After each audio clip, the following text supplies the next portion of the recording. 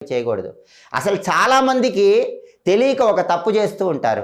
రాత్రిపూట ఇల్లు నీట్గా ఉండాలని చీపురుతో చిమ్మి పడుకుంటారు. అలా చేస్తే దరిద్ర దేవత ఇంట్లోకి వస్తుంది. రాత్రిపూట ఎప్పుడూ కూడా ఇల్లు చీపురుతో చిమ్మకూడదు. ఇంకొంతమంది బంధువులు ఇంటికి వచ్చి వెళ్ళగానే చిమ్ముతూ ఉంటారు. అలా చేసిన దరిద్ర దేవత ఇంట్లోకి ప్రవేశిస్తుంది. బంధువులు ఇంటికి వచ్చి వెళ్ళగానే చిమ్మవాకండి, 2 గంటల తర్వాత చిమ్మండి.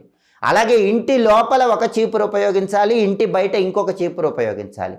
ఇంటి బయటకి లోపలికి ఎట్టి పరిస్థితుల్లో ఒకే చీపురు వాడకూడదు. పూజ గది దగ్గర మాత్రం చీపురుతో చిమ్మకుండా సాధ్యమైనంత వరకు వస్త్రంతోనే శుభ్రం చేసుకోండి. అప్పుడే లక్ష్మీ కటాక్షం ఉంటుంది. అసలు అన్నిటినీ శుభ్రం చేసే చీపురును కూడా మనం శుభ్రం చేసుకోవాలి. అప్పుడే లక్ష్మీ కటాక్షం కలుగుతుంది. ఇది కూడా చాలామందికి తెలియదు. చీపురుతో చిమ్మేస్తారు, ఇంట్లో ఒక చోటు ఉంచుతారు. అన్నిటినీ చిమ్మే చీపురుని కూడా మనం శుభ్రం చేసుకోవాలి.